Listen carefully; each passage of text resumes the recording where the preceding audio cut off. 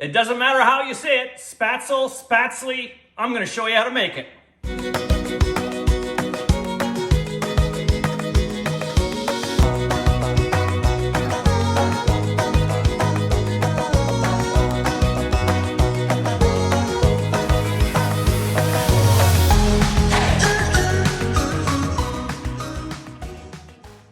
Hey, Chef Des coming at you again. Corporate Chef with BC Egg. I'm here to show you how to make spaetzle. That's how I say it. However you say it, totally fine with me. Tomato, potato, doesn't really matter, right?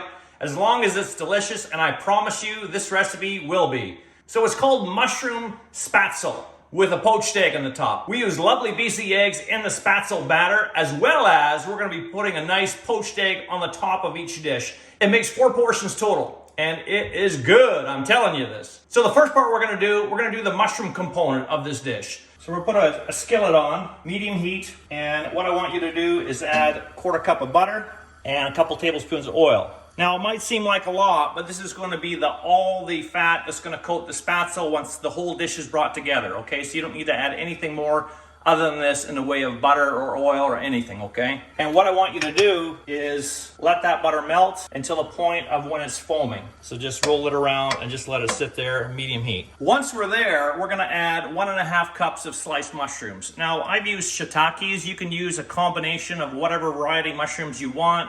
You know, brown mushrooms, portobellas, white mushrooms, whatever you feel you want to put in there. The one point I want to give you for shiitakes, though, if you don't know this, the stem is not edible. So you always have to remove the stem first before slicing it up and putting in your dish, and then you just discard that stem. Butter is pretty much melted. It's nice and foaming, so we're going to take our lovely mushrooms and add them in there.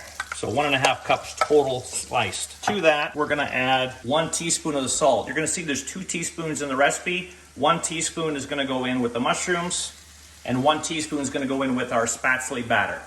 And you just saute it around. Cook these for about 3 or 4 minutes. You want them to shrink in size and go a little bit brown. All right, there we're at. So at this point now, what we're going to do is we're going to turn the heat down to low and then add the garlic. So 3 cloves of minced garlic. And it's important to turn the heat to low because you don't want your garlic to burn. If your garlic burns, it's gonna taste bitter. It's gonna ruin the whole dish. So we'll add that now and just stir that around. And you're gonna cook that for about 3 minutes. Let that get nice and fragrant in your kitchen. I'm sure you're gonna have all your family members come in and say, wow, what are you making? It smells so good. Oh, garlic just does that every time. We'll let that sit for about 3 minutes and we're gonna go and make the spaetzle batter now. Okay, let me show you how this is done. This is our spaetzle batter, spaetzle. I'm just gonna go back and forth in pronunciations. I'm sure there's about 2 or 3 more that you could say as well. But we're gonna go with 3 lovely BC eggs in our batter. Every large BC egg has 14 key nutrients, all 9 essential amino acids, 6 grams of the highest quality protein you can get. And 1 large egg, it's only 80 calories. So let's get these in our mixing bowl. So a medium-sized mixing bowl. And we're just going to crack our BC eggs into that. So there's 7 total in the recipe. There's 3 eggs in the batter, and there's going to be 4 poached eggs at the very end. 1 poached egg, like I mentioned, on top of every single portion of the spaetzle dish. We're going to take our eggs and just beat them up. Okay. Great. And to that, we're going to add 1.5 cups of flour, all-purpose flour, the other teaspoon of salt, 1/8 of a teaspoon of ground nutmeg. And in the recipe, I have a little bit of variance for the milk. So I say 6 to 8 tablespoons of milk. The variance is going to come because I don't know how packed your flour measurement was, how loose it was, how big your eggs are. Even though they're large eggs, there's still a grading size that they could be on the lower end of large or the higher end of large. So what you're going to be looking for in this video is the perfect consistency of your batter, and I'll show you that. So for now, and I mentioned this in the recipe, you're going to go with 6 tablespoons of milk first. And then we're just going to take a whisk and we're going to bring this together and show you what we have so far for our spaetzle batter. So spaetzle is like pasta, and this is extremely thick right now. So we're just going to clean out the whisk a little bit, get that out of there, and we're going to add just a touch more milk. And what I want you to do after the 6 tablespoons is just add a little bit at a time. work it in, add a little bit of time, work it in. And I'll show you what we're looking for. Okay, I'm just gonna clean out my whisk a little bit more. You might think it'd be easier to go with a spoon, but the whisk really does a good job. You just have to make sure that you get the clumps out of the center of it, that's all. But it is really your best tool for this. And this is okay, but we're looking for it just a little bit thinner, okay? So you want it to look gluey, and you want it to just slowly run from the whisk, okay? So just a little bit more milk. You're not looking for it to be like pancake batter, so not that loose. You want it to look a little bit more gluey than that. And I'll show you why when we go to make the spaetzle. Maybe just a touch more milk. Put a little bit more in there. Putting like a half a teaspoon or a teaspoon. And this is really important so it'll fall from the spaetzle maker, or I have a trick for you today by using a cheese grater. You want it to fall through the holes to make your spaetzle. Here we go. It's not running off too fast. Fantastic. Let's move over to the pot. Okay, you're gonna need a pot of boiling water. So we're gonna do the spaetzle batter in 3 batches. After each of the 3 batches is cooked, we're gonna strain it off with a slotted spoon really, really well, and then place it in the pan with the mushrooms that is standing by, even though it's off the heat. And we'll finish that dish up after that. But let me show you how to make the spaetzle. I'm using an oven mitt because we're gonna be doing it over the boiling water.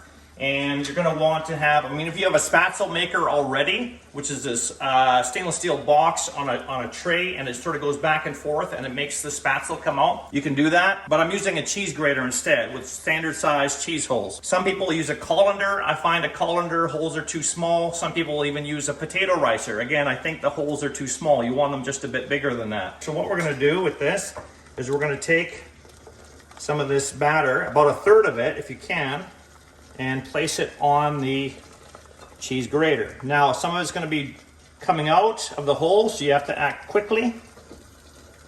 And what we're gonna do is put it over the water, and we're gonna push it through. You see how it drops into the water like that? And it's gonna cook almost instantly, okay? And just keep pushing it through, back and forth, over the holes. And this is a very quick pasta dish, it really is. And by the time you get 1/3 of the batter pushed through, most of it you'll see is floated to the surface there, so it's pretty much done. So I'm going to set that aside for a minute, take my slotted spoon, make sure that they're thoroughly cooked. It only takes about a minute, okay? Once they're floating like that, they're done. And then we're just going to transfer them, draining thoroughly, into our mushroom mixture, and just do the whole bit of the batter that's cooked, and just keep doing that.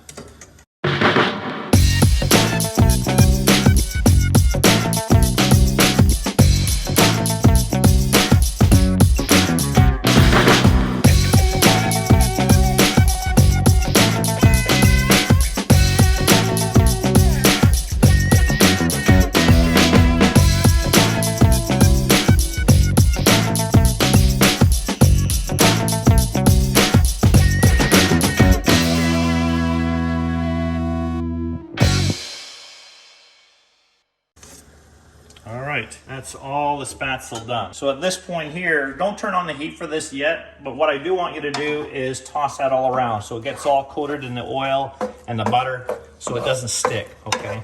And we will finish this up after we get our eggs starting to poach. All right, we need to poach our eggs now.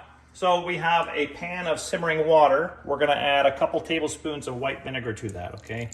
Don't stir it in, just drizzle it in, because if you stir it, you're gonna create movement in the water, and it's going to make your eggs not stay together. And the whole goal about poaching freestyle is to keep that egg together. The vinegar helps with that. It really helps the protein in the egg to come together and stay fairly whole instead of having all these wispy bits all over the pan. You can also check out my video at bcegg.com on how to poach eggs, but we'll do it here today for you as well. Whenever I'm frying an egg or poaching an egg, I like to keep them separate. So I crack them ahead of time, each into its own individual cup. So I know the yolk hasn't broken. I know there's no shell in there. I'm not rushing to get them in the pan really quick. It's very, very easy.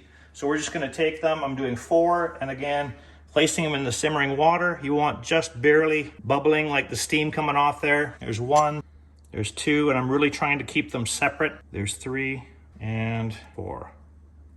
I like a 3-minute poached egg because I like my yolk really, really runny. If you like your yolk to be more done, you could do a 3.5 or even a 4-minute poached egg. So I'll set a timer for 3 minutes. Okay, now let's finish our mushroom spaetzle. Want to turn it on medium high. You really want to get this completely warmed up. We're going to add now a couple tablespoons, 2 or 3 of fresh chopped parsley, and stir that in. You're just going to saute this so it becomes warm through again. The spaetzle goes a little bit brown, and then we're going to season to taste. A little bit of salt and pepper if you want to. You may find that it's seasoned enough. I'm just going to take a little spoon. I'm going to try it, adjust the seasoning.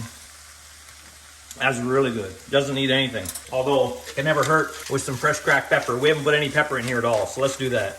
I'm gonna bang off the heat. While we're waiting for our poached egg, we're gonna take this over to the countertop and portion it out. 4 portions. They're fairly large portions too. This is a full meal, folks. But this is great for breakfast, lunch, dinner, a snack, whatever you want. BC eggs are perfect any time of day, any meal. Let's get our poached eggs out. You're gonna wanna use a slotted spoon again for this as well. And have some paper towel standing by because you're gonna blot the egg on there while it's still on the spoon. Let me show you. So we're going to get underneath it, be careful, just to separate it from the pan.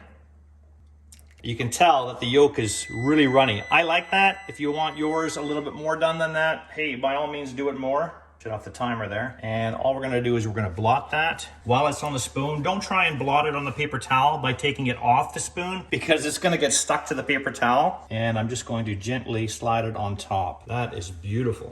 We have all 4 now. I'm going to season our lovely BC eggs with just a tiny touch of salt and some fresh cracked pepper on there as well.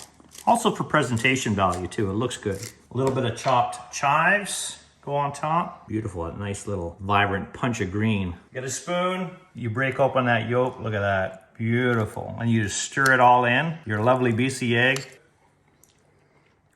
You are gonna love this. This is awesome. Thanks so much for watching. Check out the full recipe at bcegg.com. This is Chef Des signing out. Where are you getting your protein from?